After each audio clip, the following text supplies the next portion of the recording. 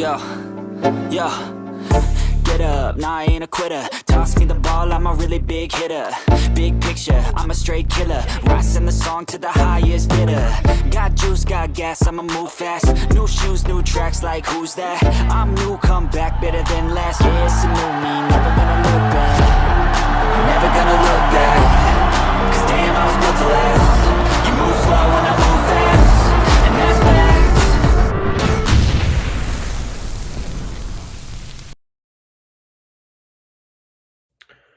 Good evening, Chicago. Welcome into the Chicago Sports Podcast. Michael and Brian with you on this Tuesday night. If you're new here, be sure to hit the like button, comment, subscribe. If you're on Twitter, Facebook, be sure to join the group, follow the page, turn the notification bell on. You won't miss any of the shows coming this weekend. Brian, we got hit with one the first trade of the offseason for the Bears earlier today, trading a 6th-round pick for Jonah Jackson, the guard from the Los Angeles Rams. I know Darius did a show earlier, so we're not going to focus too much on that. We're going to focus a little bit more on the other offensive line, but I do think we should give our immediate thoughts right away, and I'll let you take the floor. Oh, on getting Jonah Jackson, to me, it's a positive. It gives the Bears flexibility because he's versatile enough to play either guard position. Plus, he's played center. So, if since probably not going to get Smith, all right, he can fill in for right. If they don't get Dahlman, he could fill in for center. And only giving up a 6th round, like what we talked about a week or so ago. Polls after the 3rd round, his record isn't that great anyway. So giving up a 6th-round pick, I'm not sweating that too much. So yeah, I think it's a positive, and I wouldn't be surprised with this coaching staff, them getting players, and this is kind of going to hit on what we're talking about, getting players that they're familiar with, and that's on both sides of the ball, Johnson and Allen. Yeah, and Jonah Jackson, will carry an $11.8 million cap hit. I've seen a lot of different people talking about different cap hits. I've seen 17. I've seen only 9. So not 100% sure on this number, but I trust Jonathan Wood on Twitter. Normally he has his stuff right. He says 11.8 mil in both 2025 and 2026. But there is a team option for next year. So God forbid Jonah Jackson doesn't live up to expectations here. He's gone. He can just get out of here, and there's no real penalty with it. You'll obviously lose a 6th-rounder, but I'm not going to lose sleep over a 6th-rounder for a guard that hope might be able to revert to a Pro Bowl form with Ben Johnson as his play caller, like he was in Detroit before going to the Rams, and he dealt with injury a little bit. I want to shout out people in the chat real quick, though. Romy, see Erica, Trax also in the chat, along with Dobbsy, the normal crew. Thanks for joining us, guys, tonight. But overall, my reaction wasn't too positive. It wasn't too negative either. I'm pretty neutral on Jonah Jackson. I think there's a slight concern with his injury that he had last year. But overall, I think it's one that we're just going to have to wait and see. I don't think this takes away from the Bears going after 3 more linemen still. I still think they could go after 3 more, whether it be free agency, draft, or even another trade. I think all 3 avenues are still open. But yeah, Jonah Jackson played his best ball with Ben Johnson. So this is a trust Ben Johnson. Again, people wanted Ben Johnson as head coach. You got to trust his moves. This says Ben Johnson all written all over him, going back to his days in Detroit. Played his best ball. Mentioned he had a Pro Bowl appearance with Detroit. So you got to hope he goes back to that form rather than the 4 games we saw with the Rams last year before missing the rest with injury. So there definitely is a little bit of a gamble with it, Brian. So does this maybe tip their hand a little bit where they're going to be going? If they already have one Ben Johnson guy, do you see them going after a potential other one that he's worked with before? Yeah, like I said, I could see both him and Allen picking players that they have worked with before. It may not be, the top free agent at that given position, but it only makes sense because this is a new coaching staff. They're new working with each other.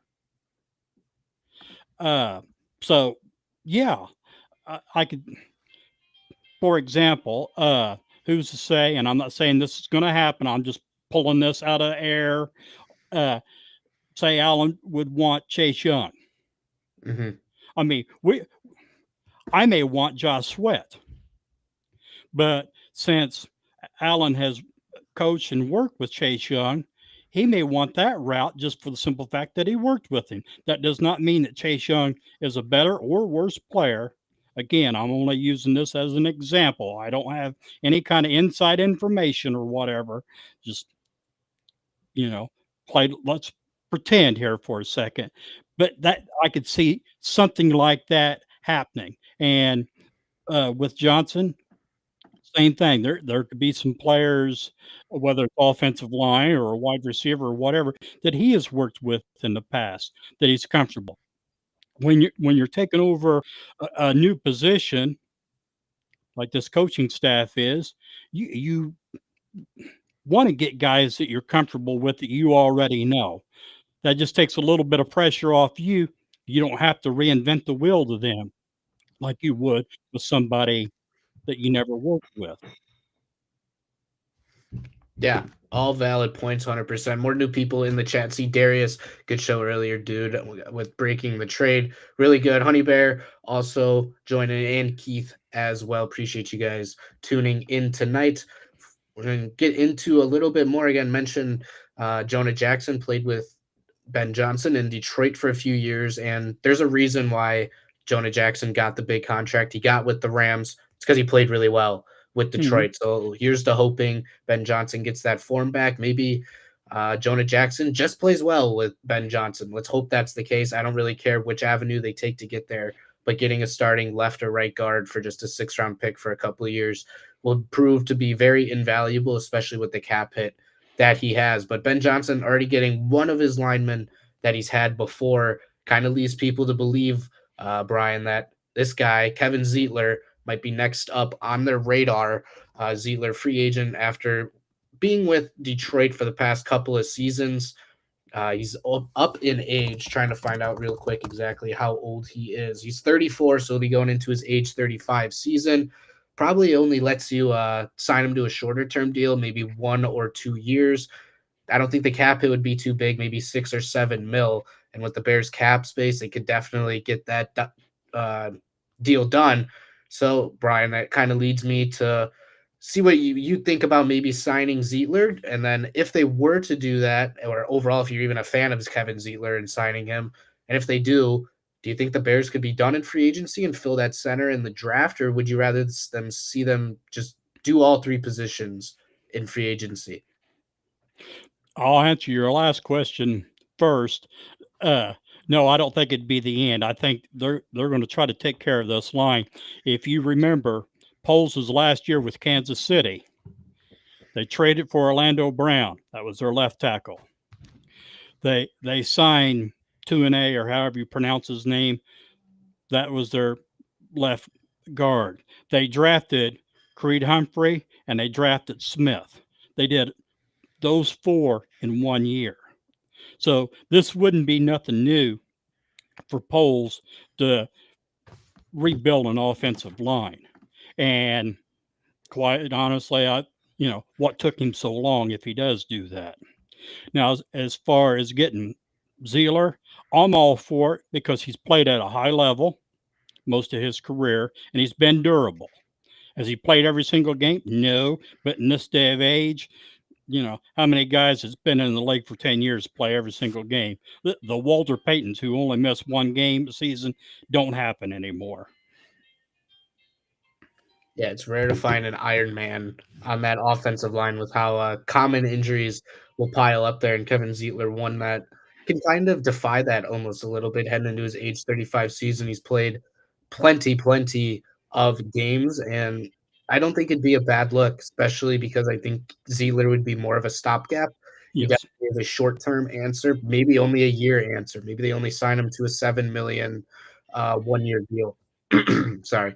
And I don't think that'd be a bad thing at all because at the end of the day, you're trying to build a winning offense, an offense that works well. You already have one guy that you or Ben Johnson trust. Might as well go get a second guy on that interior. And I think it would almost feel like Ben Johnson's building this offensive line more than Ryan Poles is. Kind of just feels like Ben Johnson's telling me, hey, go get that guy, and I'm gonna just make it work. And Poles is just gonna try and trust him. But that was the other thing I was gonna kind of all encapsulates with this Jonah Jackson thing is we've heard from the day Ben Johnson was hired that him and Ryan Poles are going to work coherently in decisions in free agency and the draft. People can talk, Brian. We've heard a lot of talk with the Bears for a while. They say things that sound good to our ears, and then the actions really don't follow it up. It feels like the actions have started to follow, at least in this relationship to begin now with Poles and Johnson. Kind of curious your thoughts on that and maybe what it'll lead to with the offseason.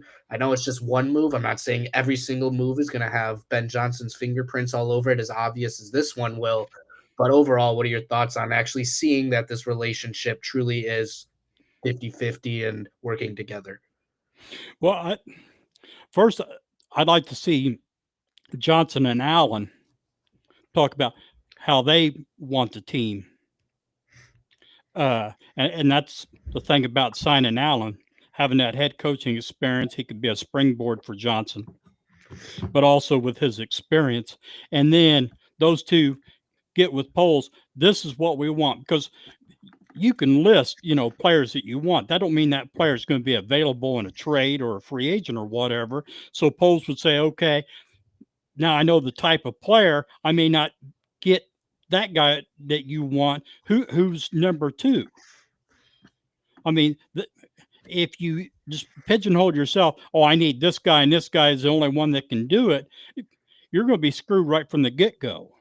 But you get someone that has that similar trait or has played that style or they've worked with in the past. That to me, that would only be the smart way to do it. But then again, I'm not in the NFL. I'm just some old fat guy sitting in a recliner. Yeah, I mean, I do like to see that Poles and Johnson working together, but I do like your point that Allen and Johnson should also be working together a little bit, considering the experience that Dennis Allen has with running his own football team, albeit maybe not the best success that you could envision with a head coach, especially in New Orleans, but overall just having that experience in general to bounce ideas off of Ben Johnson, definitely big for this coaching staff. I want to get this comment from Illinois, or here, you can go ahead. Oh, no, I was going to just add something to that.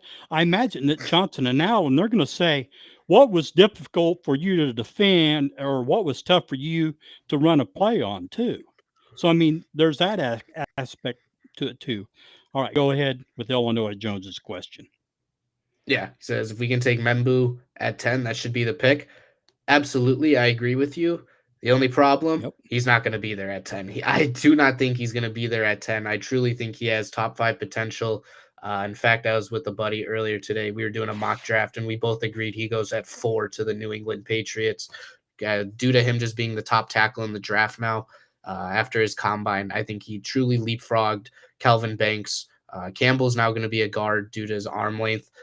I don't think it's really close right now between Membu and Kelvin Banks, and I think teams – us fans value tackles. Teams value them even more. You're going to see tackles go higher in the draft than you probably thought due to the value there.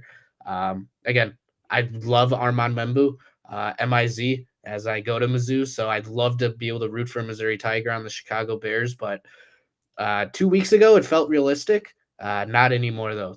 That's just kind of how the NFL draft changes. But again, like you said, absolutely agree with you that should be the pick. God forbid he falls, and if he does, slam dunk pick from Ryan Poles. But again, so you got one lineman through the trade. And Brian, I don't know about you, but with free agency now 6 days away, it'll open next Monday. And I don't know exactly what time, but like that non-negotiating period will open next Monday afternoon.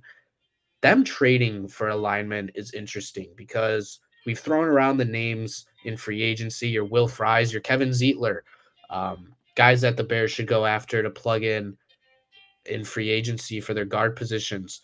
I think them trading for a guard should tell us they're not very high on free agency guards. Yeah, I mean, I could see that. Uh, that or it's just covering their bed if they can't get the guy that they're trying to sign. Yeah, I think it's either maybe free agency is a little weak, or it's just Ben Johnson wanted his guy. I think they could both go hand in hand there. And if you're only giving up a 6th round pick, I don't think the payoff of waiting into free agency is all that big of a deal because, again, it's a 6th round pick. I'm not going to lose sleep over a 6th round pick. Are you, Brian? No. Yeah, Like I said, exactly. we've seen how poor Poles picks in the 6th round. So giving up a 6, that's just one less bad pick. Yeah, and it seems like the backlash I've kind of understood from this move with Jonah Jackson, but at the same time, I don't. We are currently a third world country team in terms of offensive line help. I don't think that bashing polls for this one, just trying to help out your O line, especially one that your head coach has experience with. Mm-hmm. Again, I can agree he was hurt last year. He hasn't been the same. His performance was down a little bit. I get the concerns, but at the same time, you got to trust your coaches that they're going to be able to bring the best out of him, which Ben Johnson has already proven he can. So I think this is one that, again, yes, could it backfire? Absolutely. And I'm not saying this is a foolproof move. Like I said at the beginning of the show, I'm very neutral on it right now. But I'm not going to slam this until we see them out on the football field and actually play football. Because if all of a sudden, 4 weeks in, Brian, and he's playing really good football and maybe, sake of argument, hasn't allowed a sack or maybe only one, I don't think anyone's going to care about this deal and everyone's going to be praising Ryan Poles. Yeah, and that's another thing about this trade.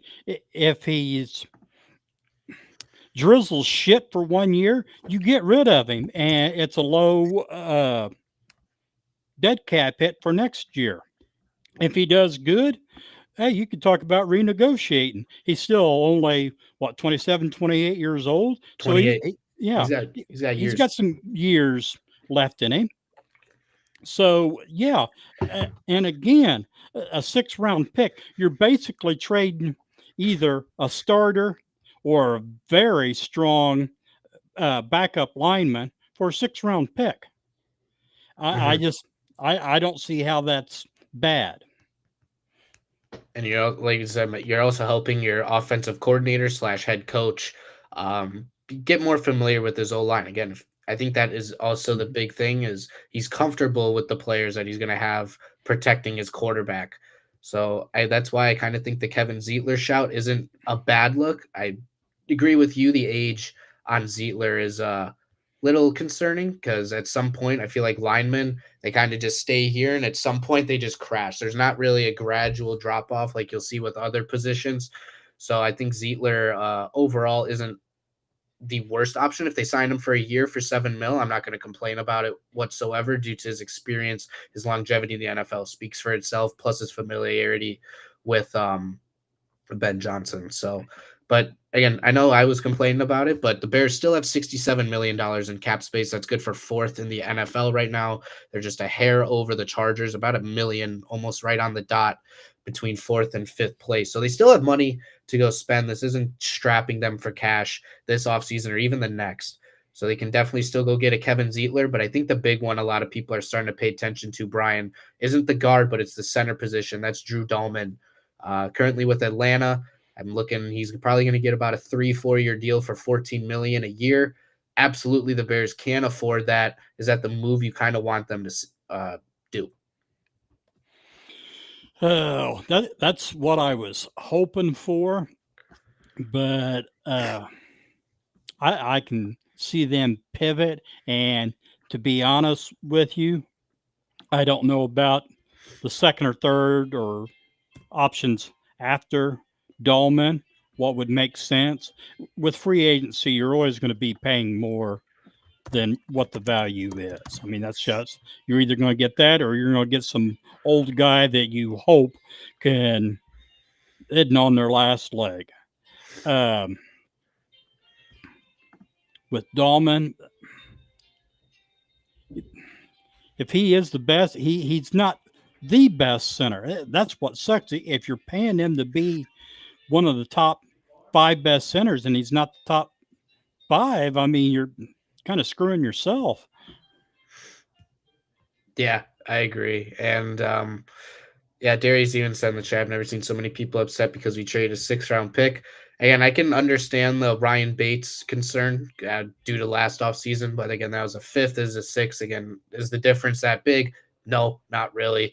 But overall, at least Jonah Jackson has proven he can play at an elite level in the league. You can't predict injury. As good as some people might believe they are at telling the future, they cannot predict injury in football. And some guys in sports like McCaffrey or even Joel Embiid of the NBA, maybe you can a little bit better than others. But for a guy that's had one major injury coming last year, it's just one of those things we're going to have to just wait and see. But overall, the upside is there for a 6th-round pick that you probably aren't going to get in the 6th round of this draft anyways. So I think people should almost look at it like that. You're drafting this 28-year-old offensive guard, and he's coming with the experience that he's already played with your head coach for 3 years. It's not just the 1 year. He's had the experience with Ben Johnson. He's going to come in. He's going to fill a gap at left guard. I think this also shuts down any chance of Tevin Jenkins coming back with the Bears.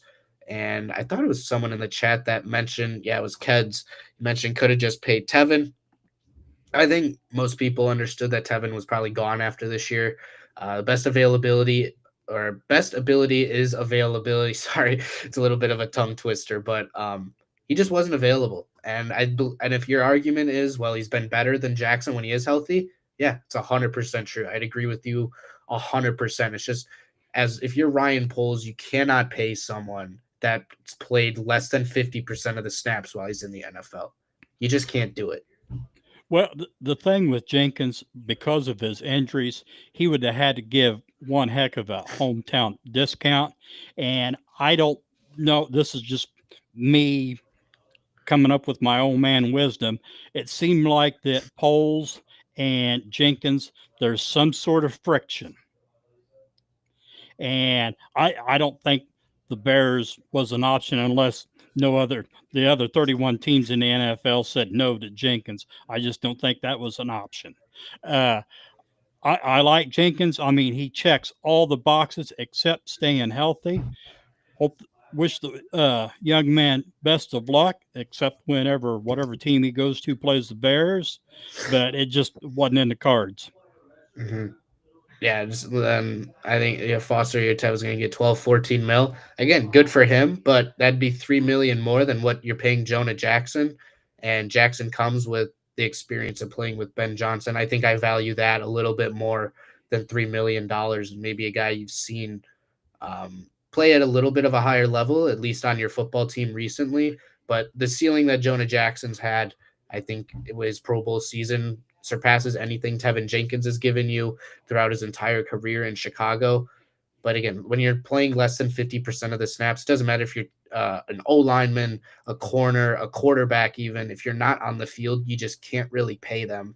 And that's just kind of where Ryan Poles is at. Again, Tevin Jenkins could absolutely go somewhere, be a stud, and live up to that 2nd-round potential that we've seen him play at in Chicago. But if you're Ryan Poles, you just can't make that decision. And that's just kind of where they're at. This is the Tevin Jenkins replacement just on the left side. They'll have to go find their right side replacement or either in free agency or the draft. I don't think they're going to trade for another one, but I don't think that avenue is completely shut down. So, sorry. And Foster saying Tev is a much longer injury report. Yeah. He was in and out of the lineup all year last year. So I don't think anyone's going to be, at least I'm not too upset over potentially losing Tevin Jenkins again. Sorry, guys. Really good guy. Again, I think it was his birthday yesterday. So happy late birthday to Tevin Jenkins. But looking at this O-line, you have Jonah Jackson now. You still have pick number 10. With Will Campbell now, shorter arms, probably going to play guard. I don't think he's going to be able to play tackle. He's just below the length. I think they say 33-inch arms. He had about 32 and a quarter. Do you take Will Campbell at 10 if he's still there, Brian? That depends on who else is there. All right, here, I'll give you. If Mason Graham is there, I'm taking Mason Graham. I don't think I can give you Mason Graham. I think he's gone. I'll give you the choice between 3. I'll say Will Campbell. I'm trying to think realistically. Well, I mean, I'll my say fa- Genty my and Michael Williams. So you got a line or O lineman, probably yeah. a guard, a running back, or an edge, and not the best, and probably the third best edge. I think Abdul Carter's obviously the best, and I think Shamar Stewart goes ahead of him.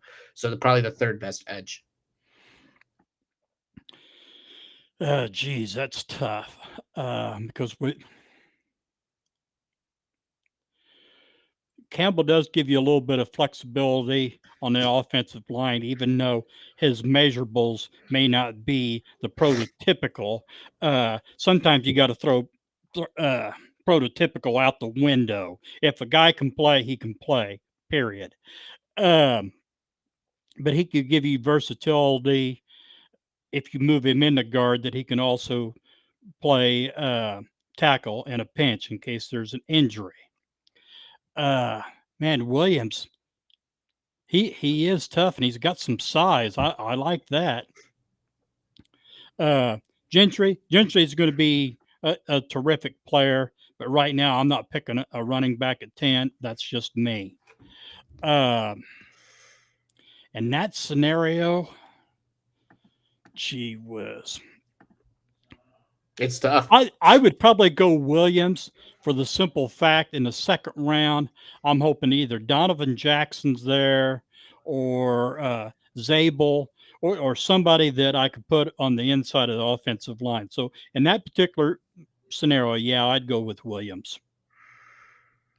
Yeah, I think I agree with you. And I think, honestly, I put Campbell at the bottom of those three guys just because taking a guard at 10 just isn't valuable at all. With the top 10 pick, you need someone a little bit more valuable than an offensive guard. And Poles has come out and said position value does matter. Like that is taken into account with that 10th overall pick.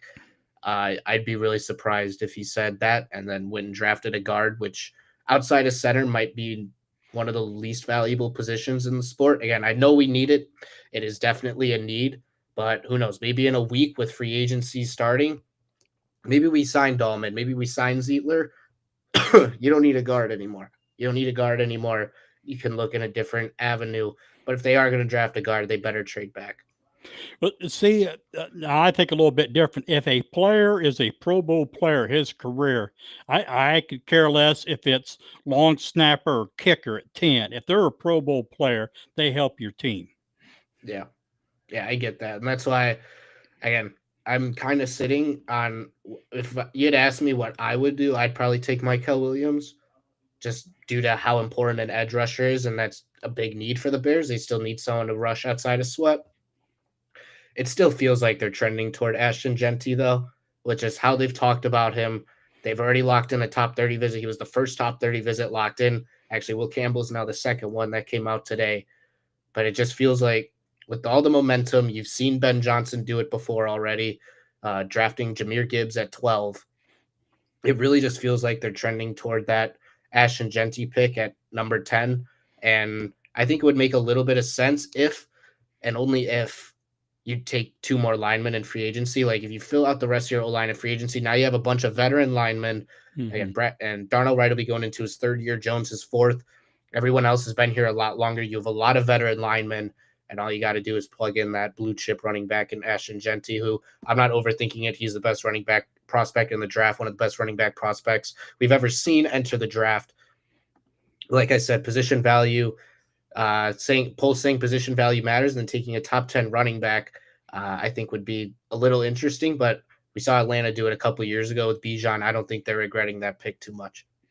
Well, and two things to think about. You think about where the Bears are at their weakest. That's where this draft is at its strongest.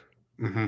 That's one thing. Also, now if you want to believe all the gurus and all that, there's only 4 or 5 blue chip players, which tells me from 5 to 50 is not that big a drop off in talent. If that's the case, now this is kind of changing your question, but why not trade? Mm-hmm. Trade back a few spots, pick up more picks that maybe are top 75 picks or maybe even top 50, and get more solid players instead of trying to hunt for that blue chipper. It's just another way. Yeah, I'm truly thinking there's only 3 blue chip prospects in this draft. Abdul Carter, Travis Hunter, 2 guys Bears will have no shot at getting, and Ashton Genty. So if the Bears are truly sitting there and want the best player on the board and he's there, Genty would be the pick. But again, I think, like you said, though, this draft is very strong at running back. They can wait into the second round, I believe, and still possibly get Caleb Johnson, although I wasn't a fan of his combine. Travion Henderson would probably be who I'd prefer over Caleb Johnson that second round. O'Marion Hampton was who I was wanting in the second round, but after the combine, he's going in the first round. That's been locked in. Yeah. People are even saying he's going to go higher than people think, which would be a little interesting. And you could almost see maybe the Bijan Jahmyr Gibbs dynamic happen this year with Bijan going in the top 10, Jahmyr Gibbs going shortly afterward. Although I will say I wouldn't take O'Marion Hampton at number 10 if, say, theoretically Genty goes to the Raiders. I think that would be a little steep. So I'm not sure I'd go there, but that could also be another trade back option. You trade back to, I don't know, back teens. Maybe O'Marion Hampton's there and you collect another day 2 pick and you still get a running back that people are saying isn't too far off from Genty, but not quite the same level of prospect there. And boom, your running back's filled. You filled out your O-line in free agency. Maybe you go get one more in that second or third round as a quality backup because injuries we know happen to linemen often. And then all you got to do is get an edge with probably that's one of those second rounders. And you kind of filled out your whole roster, Brian. Yeah. Yeah, that's what I mean. Where the Bears are at their weakest is where the draft is at its strongest. And I mean, there's so many scenarios that right now, as of this date, it's hard to pick which one. Number one, the free agency had to even start. If the Bears are able to take care of business and they get their offensive line filled out just through free agency, well, yeah, that just opens up even more opportunity for them. That you could get a Gente, or I like that Tyler Warren, the tight end from Penn State. Yeah. Then you are getting playmakers. Right now, as of this date before free agency, I mean, we're kind of grasping at straws, just kind of hoping. It's hard to give this is set in stone type thing. Yeah, 100%. A lot of that will be answered probably starting next Monday when that negotiating period starts. Legal tampering. Legal tampering.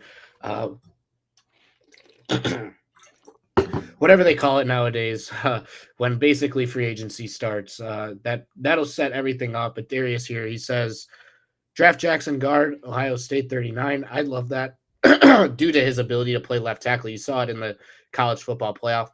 He had to slot in at left tackle, and he looked amazing. So in a pinch, maybe could you move him over to tackle? Sure. Overall, he's probably a guard, but I would still like that due to his ability to be a little bit versatile there. Jackson out of Arkansas, for some reason I'm blanking on his name. Landon Jackson. Yeah, Landon Jackson out of Arkansas. Again, that would fill your defensive end. Pierce tackle Rutgers in the third, and another center in the fifth. All right, getting a lot of linemen here, Darius, but overall, I do like where you're heading here. And then obviously topping it off, that would be with Genty at 10. But overall, the message I think from Darius is clear. If you're taking Genty at 10, you better load up on those offensive linemen. That way you have enough pieces in place to not just pave the way for him, but also protect your prized possession from the year before with Caleb Williams in the pocket. Hopefully he doesn't have to take a gazillion sacks this upcoming season. It's a little bit better, and they've already started to go that way with going for Jonah Jackson today. And I'm excited to see where that takes this Bears team. There's still a lot of work to be done. A lot of moves are still going to be made. So I probably just caution people, don't fall in love with the name too much, because I think often in Chicago, we see people fall in love with names. Trey Smith, for one. Again, we kind of already convinced ourselves that Trey Smith is going to be a Bear. Then the salary cap comes up and boom, he's franchise tag. And I still think it's possible the Chiefs trade him. But do I think the Bears make another trade for a lineman? Probably not. So I wouldn't fall in love with anyone too much, whether that be Zeitler, Will Fries from Indianapolis, Drew Dahlman. I think we're just going to have to wait and see if it plays out. Obviously, have your wish list like it's Christmas, but I wouldn't fall in love with too much. And if they go a different route, let it play out.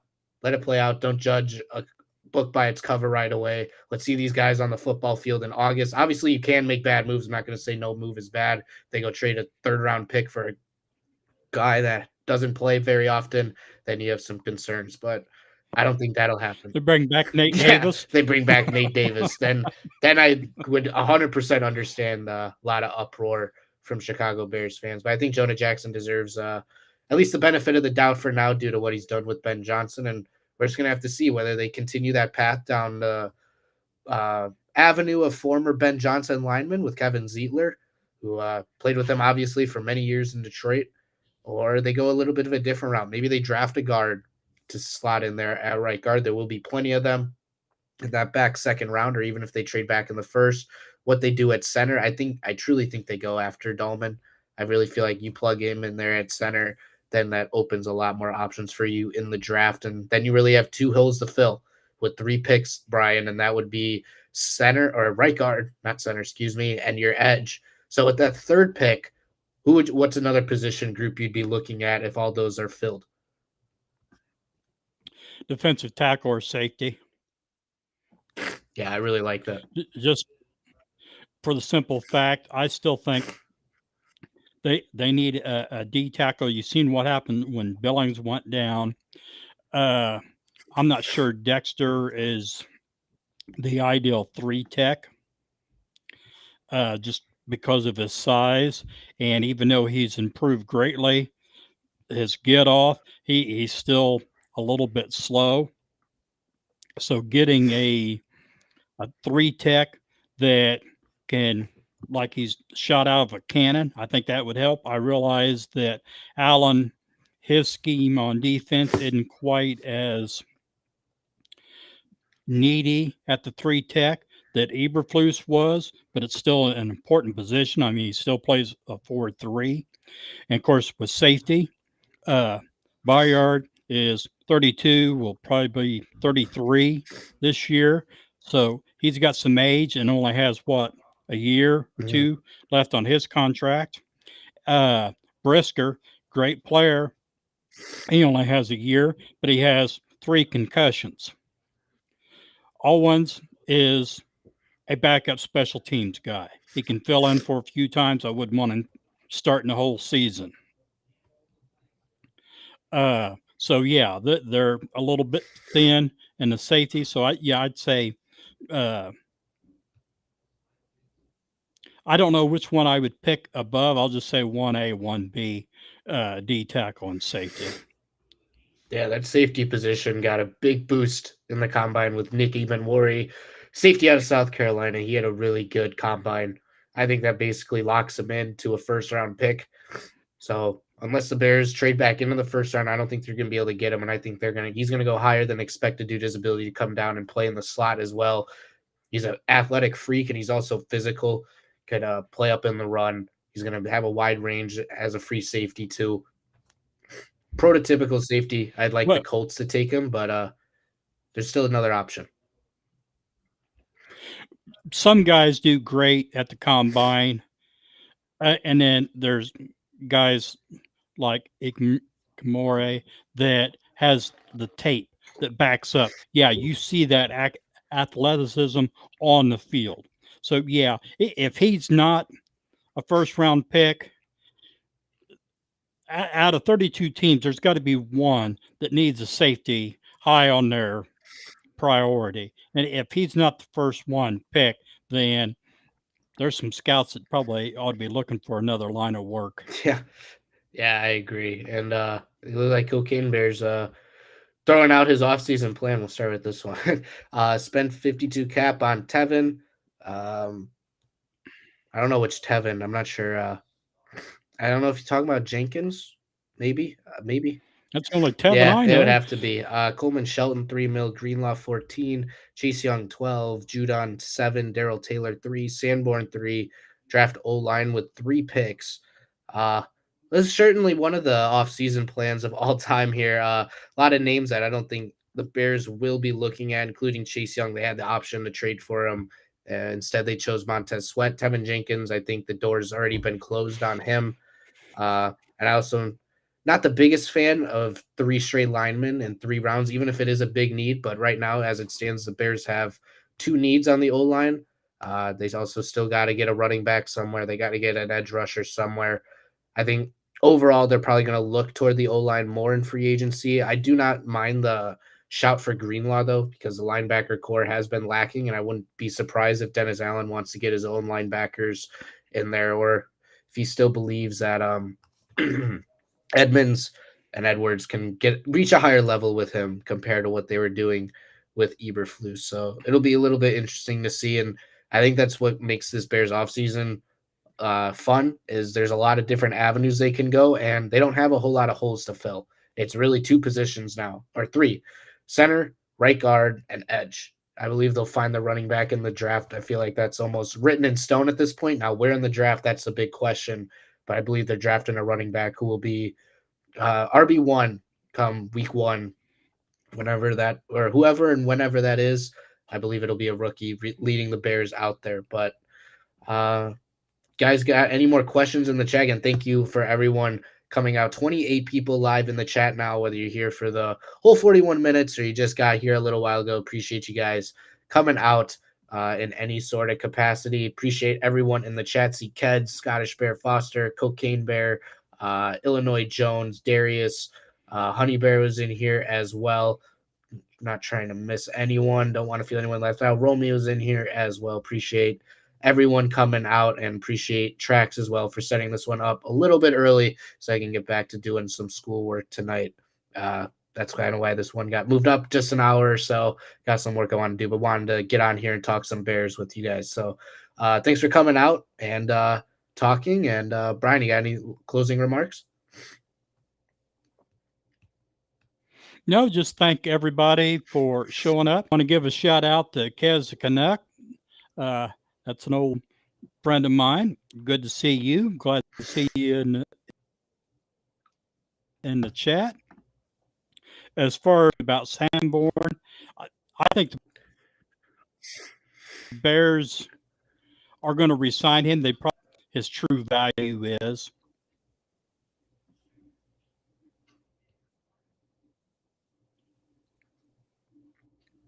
Oh, I'm not sure if we just Brian, you still there?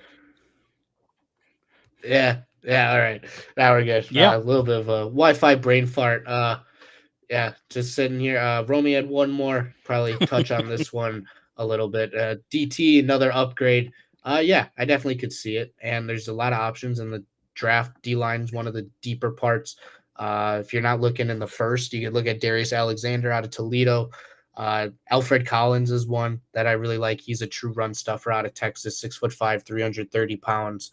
He was really good for that Texas D-line with run stuffing, not so much roughing the passer, but I don't think when you have Jervon Dexter breaking out, Andrew Billings as well can get after the pass rush. You probably looking for that true run stuffer, and I think Alfred Collins would be a good look, and maybe in that 2nd or 3rd round pick. So that's a name I'd keep your eye on, Romy, if you're looking for defensive tackles. I would like that. Yeah, everyone loves their big run stuffer in the middle. Your Vince Wilfork. I think Alfred Collins could turn into that a little bit. But again, thanks everyone for coming out. Thank you for with us. Got going on 45 minutes now. So appreciate everyone tuning in to Chicago Sports Podcast tonight, talking some Bears O-line before free agency opens next Monday. It'll be the tampering period, but we'll get deals out here. So be sure to subscribe now, hit the notification bell. And while you're at it, might as well hit the like button on this one, because when you hit that notification bell, you'll be notified right away about all the signings the Bears are going to have. Expect them to be active. We all expect them to be active, so you're not going to want to miss any of the signings they have starting Monday. And we'll have live reactions and updates here throughout the week and this week still right here. So by hitting the notification bell, you won't miss any of it. But again, appreciate everyone coming out tonight. Whether if it's raining where you are, like it has been all day here for me, or whether it's sunnier, hopefully it's sunnier, but appreciate everyone coming out, and stay safe and bear down.